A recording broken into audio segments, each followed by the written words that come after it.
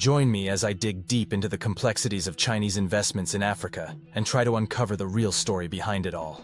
When you think of foreign investments in Africa, you might think of Western powers like the United States or European countries. But in recent years, China has emerged as a major player, pouring billions of dollars into infrastructure, energy, and other projects across the continent. But with this increased investment comes a lot of skepticism and concern. Many Africans and international observers alike are worried about the implications of Chinese involvement on the continent. One of the biggest concerns is debt.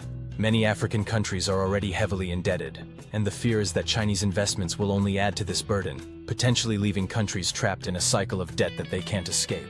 Then there's the issue of sovereignty.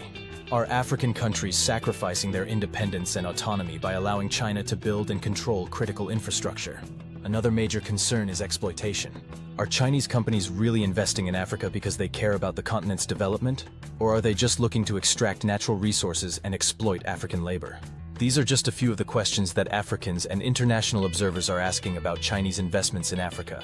Despite these concerns, Chinese investments have undoubtedly had a significant impact on many African countries.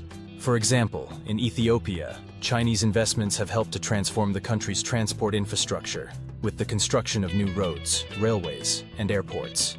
In Nigeria, Chinese companies are helping to develop the country's power sector, building new power plants and transmission lines. In Angola, Chinese investments have helped to drive the country's economic growth, with investments in everything from construction to agriculture.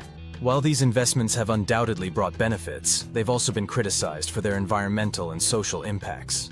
For example, the construction of new dams in Angola has displaced thousands of people and disrupted local ecosystems.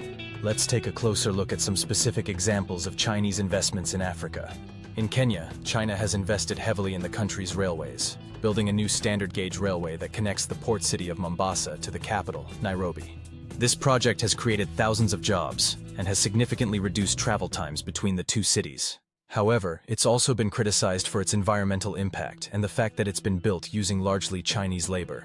In another example, in Ghana, China has invested in the country's mining sector, building new mines and processing facilities.